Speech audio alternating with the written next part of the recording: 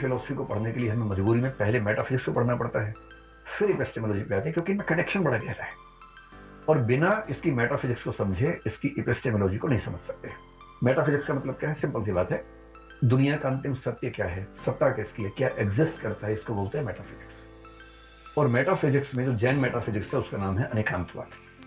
Metaphysics के अंदर मुख्य रूप से 3 सवाल होते हैं। पहला होता है ईश्वर, ये सब कुछ किसने बनाया, ईश्वर है नहीं है तो कितने हैं, मिलके काम करते हैं या एक ही है, कैसे दुनिया बनाई उसने, मिट्टी कहां से लाया, वो सब, इन सबको बोलते हैं ईश्वर मीमांसा या थियोलॉजी। दूसरा सवाल होता है जगत यानी कि संसार, दिस वर्ल्ड, ये वर्ल्ड कैसे बना।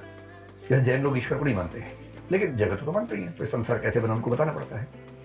और तीसरा सवाल होता है आत्मा, जो हम सबको लगता है कि हमारे अंदर है कि नहीं पता नहीं, लेकिन हम सबको भरोसा तो है कि हमारे अंदर आत्मा होती है।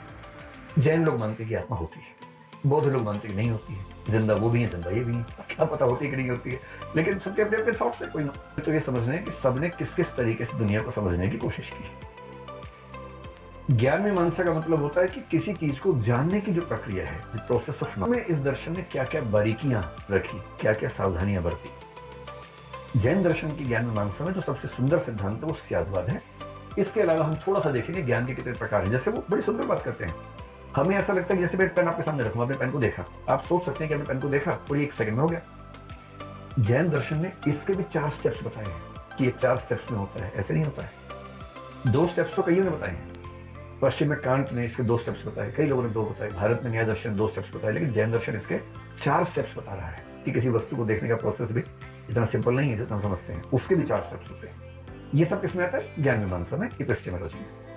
नीति मीमांसा या एथिक्स के बेसिकली 2 सवाल होते हैं, एक है कि जीवन का उद्देश्य क्या है, दूसरा वहां तक कैसे पहुंचे। भारत में चारवाक को छोड़ के 8 दर्शनों का मानना है कि जीवन का एक ही उद्देश्य है, मोक्ष। उसी मोक्ष के नाम बहुत सारे हैं। जैन लोग उस मोक्ष को कैवल्य कह देते हैं, बौद्ध लोग निर्वाण कह देते हैं, कोई उसको अपवर्ग कह देते हैं, जैसे न्याय दर्शन आमतौर पर अपवर्ग कह देता है। आपने सुना भी होगा केवल ज्ञान, केवली, ये सब शब्द सुने होंगे। तो नींद आ रही है जोर से आप लोगों को, अभी कैवल्य मिलने वाले थोड़ी देर में, तो कैवल्य में नींद नहीं आती है, उसके बाद तो नींद स्थायी रूप से उड़ जाती है, फिर कहे कि नहीं। चलिए हम मेटाफिजिक्स से बात शुरू कर रहे हैं, और मेटाफिजिक्स का सिंपल मतलब है अंतिम सत्य क्या है, ये दुनिया कैसे बनी, दुनिया क्या है, भगवान है कि नहीं है, आत्मा है कि नहीं, इन सबको बोलते हैं मेटाफिजिक्स।